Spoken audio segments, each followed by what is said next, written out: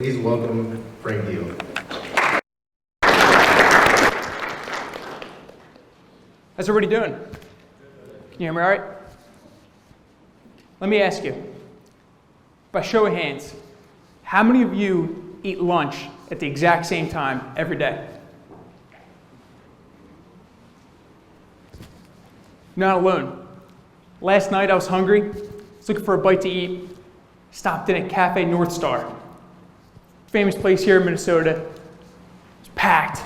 And I asked the owner, so it always is packed. He said, Frank, come tomorrow at lunch. The line will be out the door. The more I thought about it, the more it made sense. I had recently heard a stat that said just 12% of people eat lunch because they're actually hungry. The other 88%, they eat simply because it's 1 o'clock. In order for us to be successful, we can't eat lunch simply because it's 1 o'clock. We can't follow the herd to lunch or to a player type or strategy. We have to beat the herd. We have to think about problems differently. My name is Frank Dehel, founder and CEO of DribbleHandoff, the analytical platform for coaches of all levels. Previously, I consulted for Duke University during their 2015 championship run, as well as a 2-year stint as a basketball analyst for Coach Martelli at St. Joe's. But it started even before that. As early as 6th or 7th grade, I would fake sick the week before the NCAA tournament to run what I thought were basketball analytics. Now, the numbers I'm going to share with you today, they're immensely more valuable than what I was running at that time. Today, I'm going to share with you 5 underutilized strategies that are going to get you an analytical advantage and provide you with more wins this upcoming season. So what are they? What are we going to talk about? First, we're going to talk about the mid-range and why it's dying. Next, we'll talk about the corner 3. Does it exist in college basketball? Does that value exist? Third, we'll talk about the post-up and the revolution that the post-up is going through. Fourth, we'll talk about the ball screen and defending ball screens. And then fifth, our last one, we'll talk about an off-court strategy, non-conference scheduling. So first, the first strategy, the mid-range and why it's dying. Then basketball 101 by Palmer, flash post. Saw him with a back-to-basket move. The mid-range shot, it's a largely inefficient shot, and its frequency is declining year over year. But why are some teams taking more of these shots and increasing their frequency of them year over year? To understand that, we have to understand why it's such an inefficient shot. To do so, we can use what's called an expected point value, which is multiplying the shooting percentage of a given location by the points that it's worth. So we'll start with the mid-range. The mid-range, my data shows that it was hit at a 36% clip. It's worth 2 points, so it's worth 0.72 expected points. But that doesn't mean much to us, right? Without knowing what these other shots are worth. So let's go, we'll start at the rim. Shots at the rim are worth 1.19 expected points. And then those farther paint shots outside the restricted area, they're worth a rate closer to that of the mid-range than they are the restricted area. And then threes. Over the last 5 years, they're made at a 34 to 35% rate. So they're worth 1.04 expected points. But this isn't new. Coaches know the math. And for that reason, mid-range is dying. Now I'm going to show you a chart that compares the NCAA D1 and NBA level. Now frequently throughout this presentation, I'm going to compare it to the NBA. The NBA is a great way to use their data to see trends that have yet to hit our game, so we can use it to find underutilized strategies. So we'll start with the mid-range.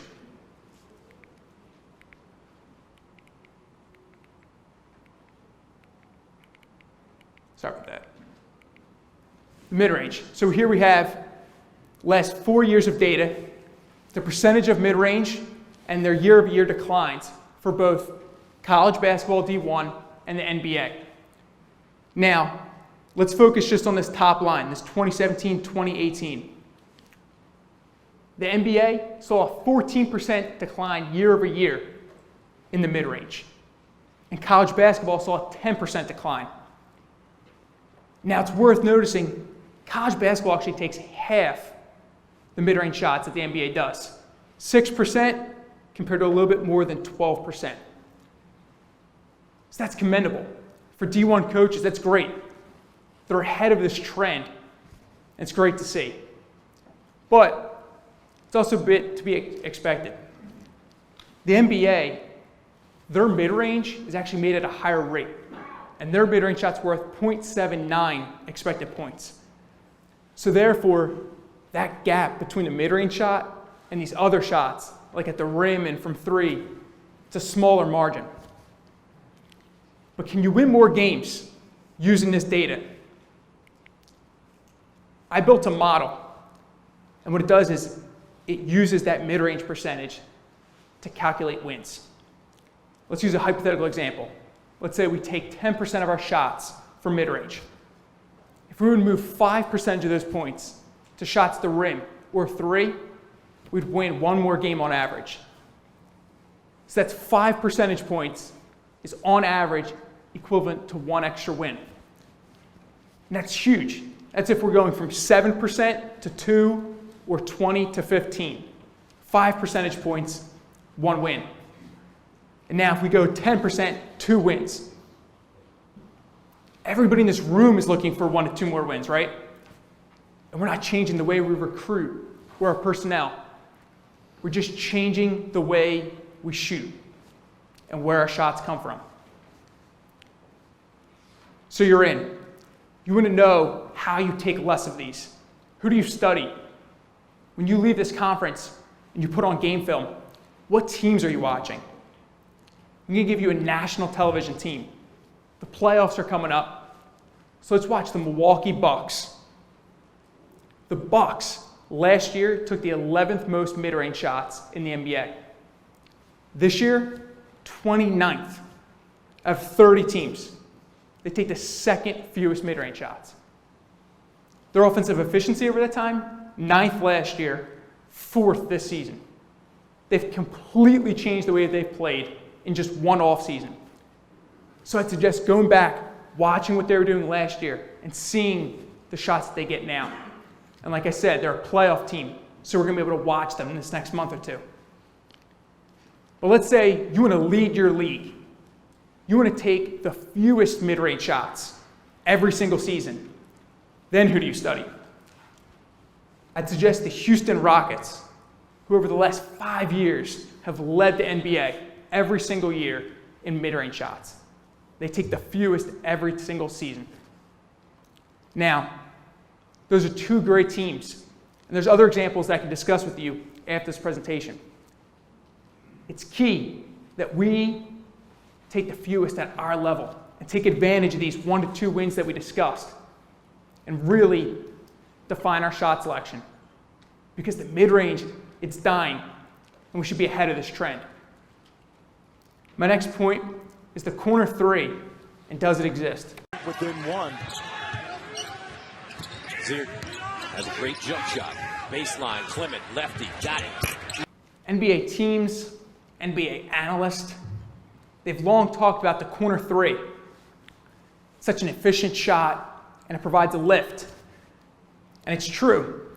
When I analyzed it, I saw that the NBA, their corner 3 is made at a 4% higher rate than the above the break 3. So there's a lift, and they've claimed it's due to distance. As we know, the corner 3 at the NBA level, it's a shorter shot. So they've claimed because of that distance, we see that 4% lift. And therefore, they've claimed any level where we have equal distance along the perimeter, like college, D1, it doesn't exist. There's no additional value. However, when I analyzed those shooting percentages on the court, I saw that there was a 2.5% lift in the corner 3. So there is a lift, and it's not because of distance. And I wanted to further understand and prove that it wasn't distance. So I looked at a 22-foot corner three and compared it to a 22-foot two-point shot. And what I saw is the corner three was again made at a higher rate. Yet, if it were distance, we'd see an equal or very close percentage. So it's not distance. What is it? I wanted to understand that very question. So I used data from NBASavant.com, which provides variables like average defender distance, the average number of feet the closest defender is away at the time of the shot, average number of dribbles, and average touch time. And I wanted to focus on those three metrics to understand what types of shots are we getting from the corner three. Because it's not distance that's leading to this lift. Now, when I examine the corner three to the above the break three, I use these three metrics: average number of dribbles, average touch time, and average defender distance. And what I saw is, look, defender distance. These are more often uncontested or less defended shots. And then using touch time and dribbles, we can see that these are more often catch and shoot shots. And what we know, whether it's our eye test or analytics, catch and shoot and uncontested are two of the best shots we can get. And we're getting both of them here. So it's not about the defender distance or the shot distance. It's about the type of shot we're getting. It's about shot quality. It's a byproduct of the possession itself and not the shot. So, again, I wanted to understand, can we win more games using this data? I built another model. And this time I focused on shooting percentage, what we shoot from the corner three, and what we allow. And then how many shots we take from the corner three versus what we allow. The shooting percentages themselves, they were not predictive. However, the actual frequency of shots, that was highly predictive. So what I'm calling corner three frequency margin, which is the margin between how much we take versus how much we allow. For every 3% we take from the corner three more than we allow, we win an extra 1 game on average. 6%, 2 games. And that's 1 to 2 games on top of the 1 to 2 that we just got from the mid-range. So now we're winning 2 to 4 games just in the way we shoot and where our shots come from. Now it's key that we're the first teams to be ahead of this trend and really taking advantage of this. Last year, I was listening to a press conference with head coach Dan D'Antoni. He's up there in his sports coat, t-shirt. He called it his damn analytics rant. And he said, the corner three is the best shot in basketball. He's right.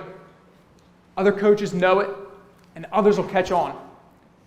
So while we still have the chance, let's lead the league in most corner threes and take them away on defense. Let's take advantage of that corner three frequency margin.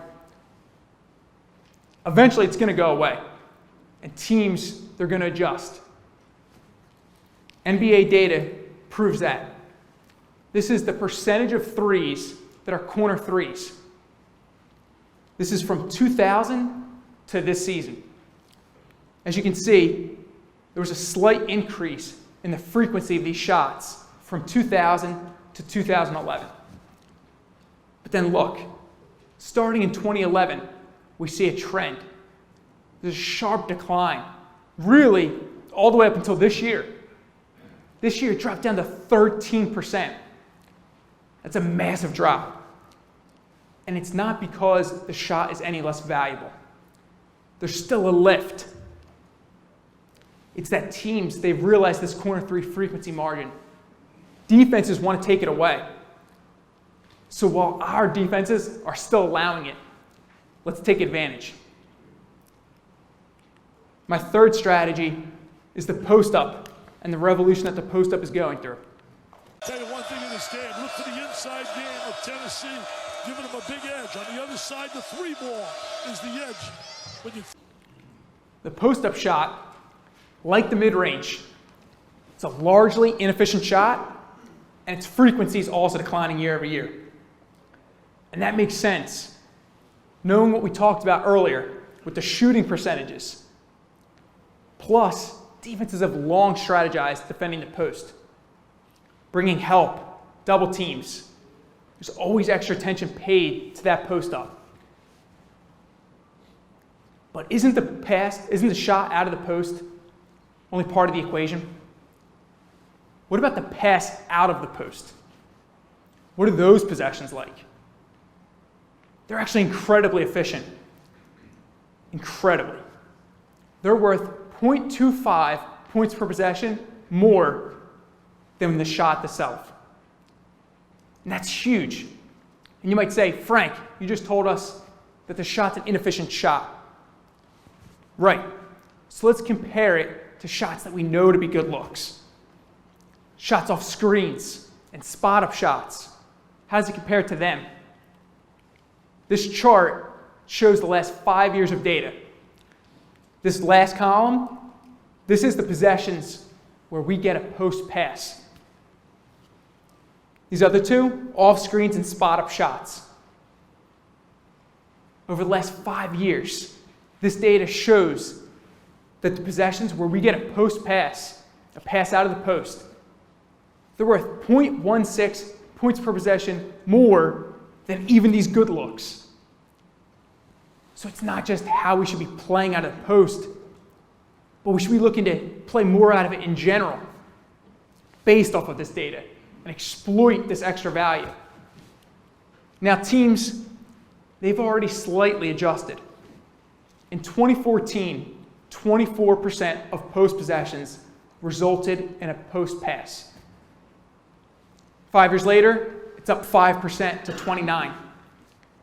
That's only a slight increase.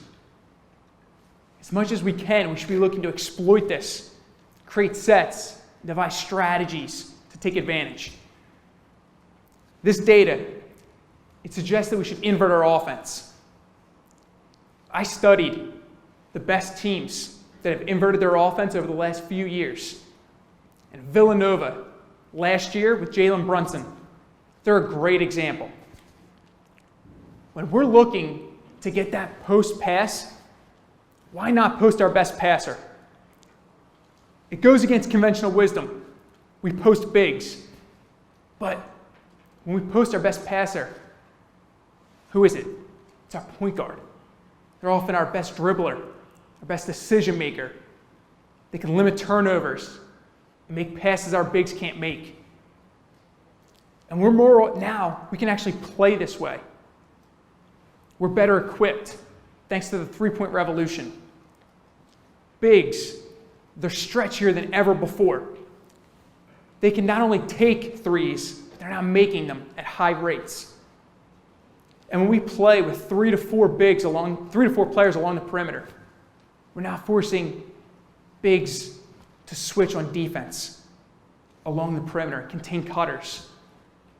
And there's going to be a defensive breakdown. And now we have our best passer there to exploit that breakdown. We're there to take advantage of this possession, this post-up possession. So back to Villanova.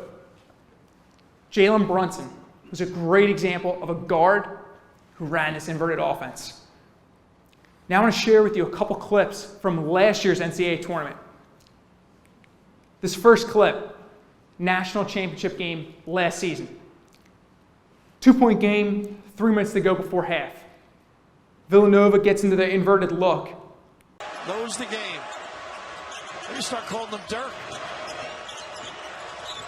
Nice cut again. Now, they use this throughout the tournament. Texas Tech last year, another great example. And remember when we were talking earlier about how much extra attention is paid to the post? Watch. All the eyes on Brunson on this play. In this tournament. Isolation. Back in by Brunson. Kick. Right there, all the eyes leads to an open Amari Spellman. Wide open, catch and shoot, uncontested, 3. Now, Amari Spellman was one of the best spot-up shooters in basketball. And we got this because of that extra attention paid to the post. But winning that, winning along the perimeter, that's part of it. But for this to become a true win-win, our guard has to be able to win one-on-one when there's no extra attention paid. And Brunson, he's a great example. When I talked to the teams that inverted their offense the best, Villanova assistants and other teams, they told me, number one thing that stood out, guards don't practice post defense as much as wings and bigs do. So those guards that practice post moves offensively, they're at a huge advantage. And that was key. And the second thing I noticed, when I analyzed the guards that were most efficient and met my post-up threshold in terms of number of possessions, they were all 6'3" or taller. And that's not random. When we post a 6'10" big on a 6'7" or 6'11" on a 6'8", we're taking advantage of a height differential, whether it's 2 or 4 inches. It's the same thing we're looking for when we post our bigger guard. It's the same thing when we post a 6'3", 6'4" guard on a 6'4" guard, right? So we want to take advantage of that height differential. And back to Brunson. Brunson was 6'3", 190 pounds. He also clearly set out to develop those skills that we discussed. As his junior year, his last year, he took 57 shots out of the post. The 2 previous seasons before that, 7 combined. So he had clearly set out to work that summer, working on his post moves and building up his craft. And I want to show you 2 of those clips. Now, the other thing to notice in this, we can actually attack weaker defenders with this.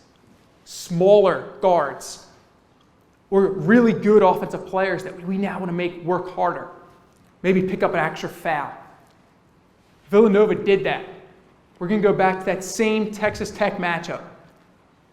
They attacked Keenan Evans, who was Texas Tech's best offensive player. And they really made him work. They used fake dribble handoffs, put him in ball screens. Once they got that switch, they really attacked him.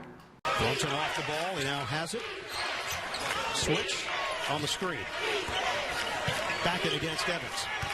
Brunson likes to post up. 10 offensive rebounds. Texas Tech has 10 defensive rebounds. This gives you an idea of how well Villanova's worked the glass. Brunson isolation. Brunson. So you want to invert your offense. Who do you study? What teams, what players? This team, Villanova with Brunson. I'd also suggest Xavier with Paul Scruggs this year, or Penn State team with Tony Carr, another bigger guard. They're all great examples for us to invert our offense. Now, this is the way the game is going to go, based off of that value that we get on these post-up passes, plus the way we can play with 4 guys along the perimeter.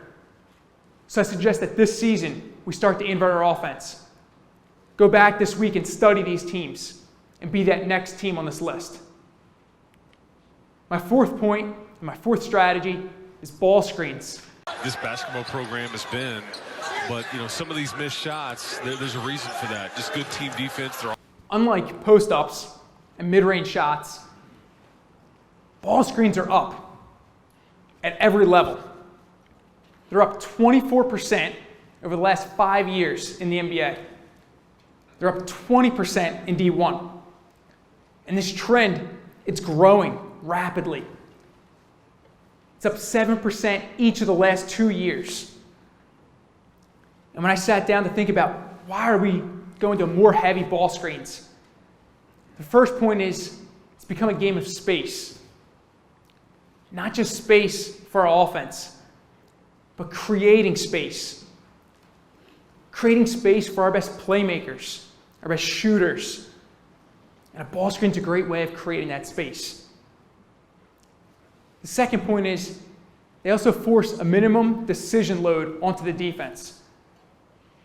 There's so many options available out of that ball screen that if you try to guard everything, you won't guard everything very well. Ultimately, you're forced to give up something, concede an option, and defend what you value. So I wanted to understand, analytically, what should we be defending and what should we concede? So I broke down ball screens into 8 options. We have our ball handler, who can take it to the rim. They can take a runner or floater, or they can take a dribble jumper. Then we have our screener, who can roll, slip, or pick and pop. And then we have a third player not involved in that ball screen. They can take a spot-up jumper, or we can pass them cutting. So we have 8 options. Of these 8 options, which is the least efficient? This chart shows those 8 options, their points per shot, and the percentage of time that this is the resulting option of all ball screens.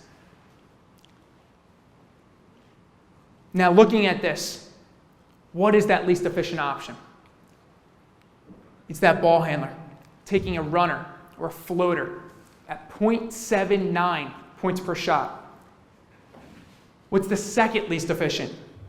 It's that ball handler again, this time taking a dribble jumper at 0.9.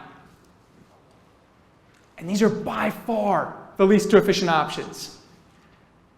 It's not even close. So as much as we can, we should be looking to concede those 2 options while defending the rest of these. Because as you see, those other options, they're efficient. And we should be definitely defending them. So as much as we can, we should force and concede this. And as you think about it, those runners and those dribble jumpers ties into what we talked about earlier with the mid-range. A bulk of these shots are mid-range shots. So let's concede these mid-range jumpers and these runners and floaters. And I wanted to give you my suggestion, this data suggestion for the best ball screen defense. Now overall, depends on who we're playing, their offensive personnel, and our own defensive personnel. And we're going to have to change up looks throughout the game, jumble up our ball screen coverage. But this data shows that the best would be an over on the screen with a soft hedge. A lot of NBA teams, they've gone there already. So we should be looking to, as much as we can, with that defense, concede and force that mid-range jumper or that mid-range floater. That's huge. Now, there is another option, and it's becoming more prominent at every level, and that's switching. Now, switching is great because it immediately neutralizes all of those options, takes away that value. However, so what happens next? It leaves open potential for advantage after that switch, whether that's a positional or size or speed mismatch. The offense can now take advantage of that. And that's huge. And NBA teams, they've already started to do this. They're taking advantage of it. It's not hit college. It hasn't hit D1. This chart, it shows the percentage of overall possessions where teams are isolating following a ball screen switch. Now we've seen it. We've seen it at the NBA level, guys like James Harden. Now isolations themselves, they're inefficient shots. But when we're actually able to target weaker defenders, that's where we can get extra advantages. Now this chart, it shows D1s remain constant, like I said, 2%. Looking at the regular season, 3% NBA, up to 5%. Now, that's not a massive increase, but it's not about what's happening in the regular season. It's about what's happening in the playoffs. It's the same chart, but now comparing the NBA regular season to the NBA playoffs. Again, 3% to 5%. But the NBA playoffs, 4% 5 years ago, 13% last year. And just in the last 2 years, went from 8% to 13%. A massive increase. And teams, these playoff teams, they're looking to go this way. And it's because when we have those playoff scenarios, the margin for winning it's so tight that we're looking to take advantage as much as we can. Take advantage of weaker defenders, have guys pick up fouls, and put good offensive players in the position to pick up those fouls. Now, as much as we can, we should be looking to add this to our level. Who at the NBA level has done this successfully?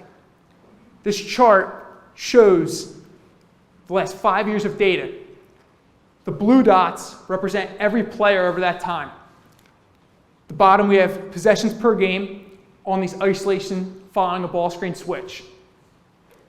On the left we have points per possession, or efficiency.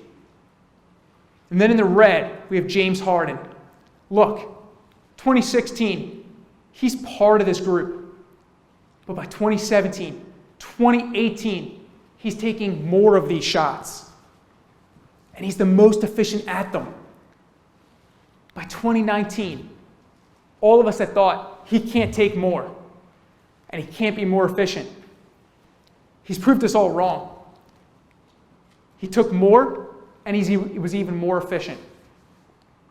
That's huge. Now, he's not the only guy that's added this. Guys like Chris Paul, Kevin Durant, Steph Curry, they've all added this to their repertoire. And at our level, good to elite offensive players should be looking to use this and attack, especially attack those weaker defenders.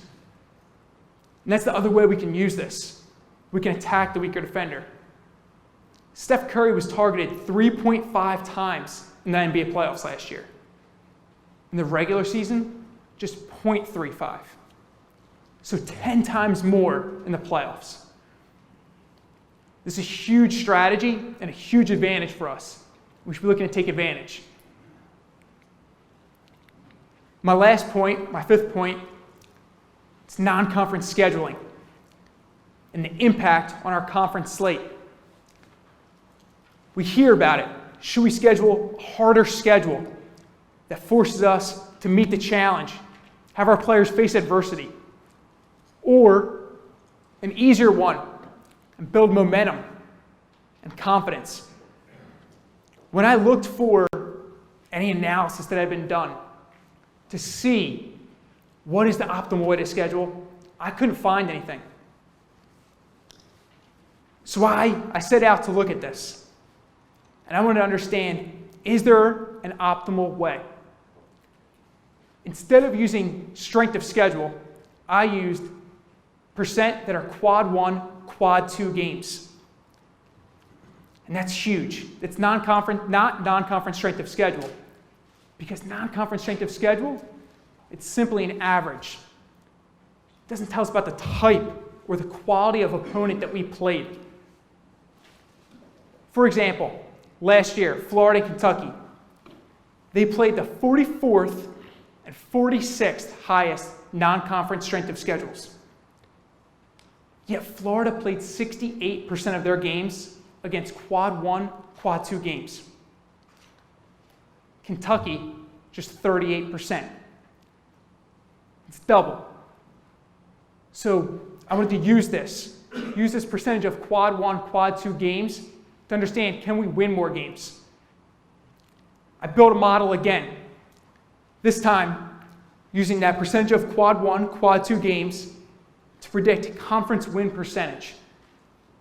And what I found is for every 24% that we increase in our non-conference slate in quad 1, quad 2 games, it's an extra 1 win in conference. And that's not winning or losing the game. That's just scheduling. But that's bulky. 24%, what's that translate to? The average non-conference slate, it's about 13 games. So 24%, that's 3 games. So for every 3 more games we schedule as quad 1, quad 2, it's resulting in an extra conference win. And you might wonder, do we even have the ability to add these games? The average non-conference schedule has just 30% quad 1 and quad 2 games. So you do have the ability. And there's even more value. I sat down with Joe Lenardi and I asked him, is there any impact on how the committee sees this? And he said, Frank, playing these games, they've come to regard the quad 1, quad 2 losses very highly. But not scheduling them will kill you. And we talked about Belmont and NC State and the differences in their schedule and how ultimately one got in, another didn't because of these quad 1, quad 2 games. And in some cases, these are bye games. In order for us to get that game, we might have to go on the road to play a good team. We should want that anyway. We're going to get that quad 1 or quad 2 game. And we might get paid to do it. So we're improving our resume. We're making our team better. And we might get paid to do it. That's key. There's a true first mover advantage here. These games are going to get soaked up, especially the bye games. So as much as we can, let's be those teams to take advantage. Let's get them before others do. And ultimately, it'll lead to an improvement in our sport. Do you remember at the beginning of this, 45 minutes ago, when we talked about that 12 and 88%? I wanted to be that 12% that thought differently. 12%, that was good enough 45 minutes ago. It's not good enough anymore. 20% of teams make the NCAA tournament. So that 12%, it's good enough to get you in. It's even good enough to get you into that round of 32. But we want to be Sweet 16, Elite 8, Final 4. One of these teams here in Minneapolis. One of the Final 4 teams for the women's tournament in Tampa. We want to be those teams. To be those teams, we have to be in the top 1%. And how do you get from that 12% to the 1%? You need those 1, 2, 3, 4 more wins. And at DribbleHandoff, we have a whole set of strategies that can help you get those wins. Today, we just discussed 5 of them. The great Lenny Wilkens, NBA Hall of Famer, college basketball Hall of Famer. He said, if you want it, you've got to give it. You all want it. You want the analytical edge. You want those 1, 2, 3 more wins. I'm here at DribbleHandoff to give it to you. Thank you.